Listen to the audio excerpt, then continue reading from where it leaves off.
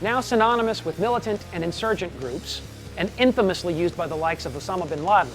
This is 5 things you don't know about AK-47s.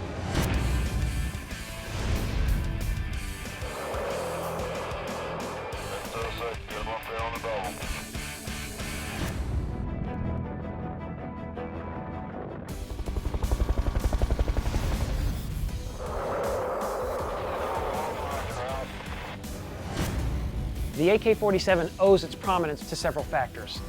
First of all, it operates with 8 moving parts, and because of that, it can operate under adverse conditions that would make other designs malfunction. Secondly, the AK-47 is inexpensive to produce. In Russia, an AK might cost $240. In the Balkans, they're between $50 and $100. In Africa, as cheap as $30. As a result, over 100 million AK-47s and derivatives of that basic design have been produced worldwide. It dwarfs the production of the 3rd most popular assault rifle in the world, the M16, by a factor of 10 to 1.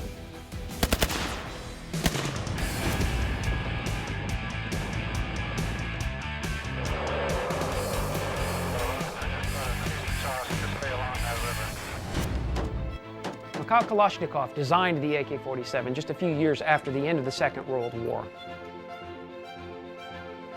But because in the Soviet Union, an individual could not own a patent, and besides, Mikhail Kalashnikov was an employee of the state when he designed the AK-47. The man that designed the most successful firearm in history did not profit from that design.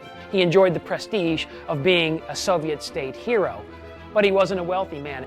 This is what led him later in life to make celebrity appearances at gun shows. He even put his name on a line of vodka that came in a bottle shaped like an AK-47.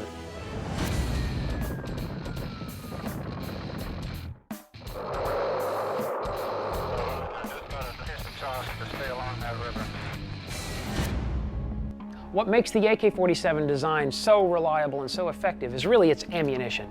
It fires the 7.62 by 39 millimeter M43 rifle cartridge.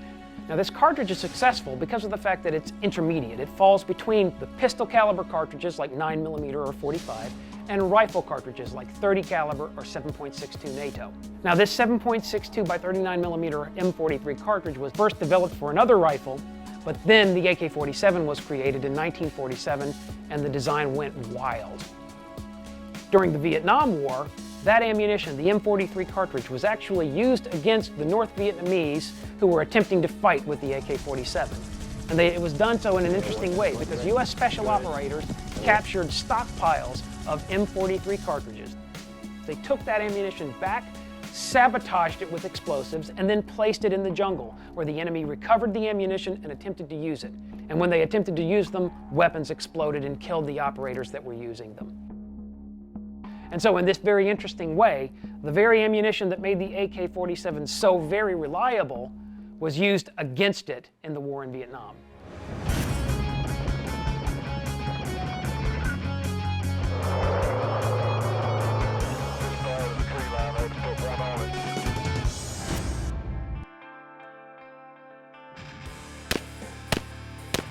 So today when we see this firearm, we all say the same thing, AK-47. And in some respects that's correct because this is truly a Kalashnikov type rifle. But it's not an AK-47, so we can't really use that name like we do to refer to everything, because the reality is the Kalashnikov type rifle was manufactured by many nations under many different designations. This particular one here is actually a Chinese Type 56, although it's a modified version for civilian sales called AK-90. Now, most of the AKs that we see today were affected by a modernization program in the 1960s by all the manufacturers, where they transitioned away from making AK-47s with a milled steel receiver, and they transitioned toward making AKs with a stamped sheet metal receiver. These are called AKMs. And that's usually what we're seeing, so that when we're seeing Kalashnikov-type rifles in combat in Iraq or Afghanistan, 9 times out of 10, you're seeing an AKM or other derivative of the AK that you technically could not call AK-47. But that's a meaningless point because we all know this as the AK-47, and we're all going to continue calling it that. That name is never going to go away.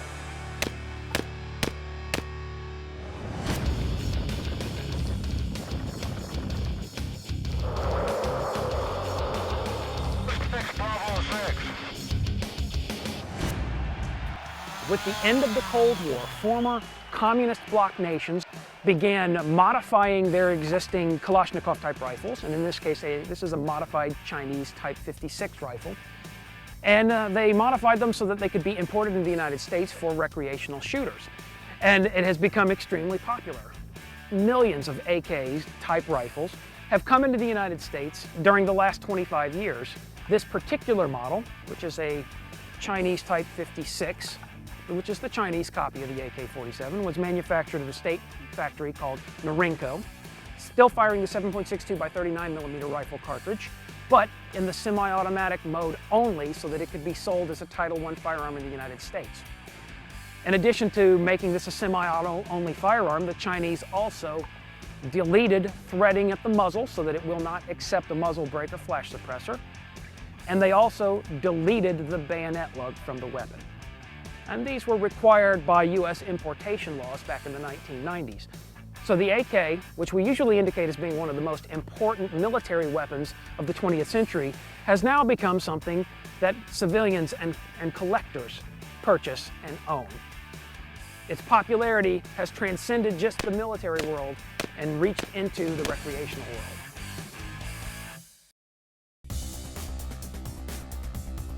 And so the AK-47 is a prominent worldwide phenomenon.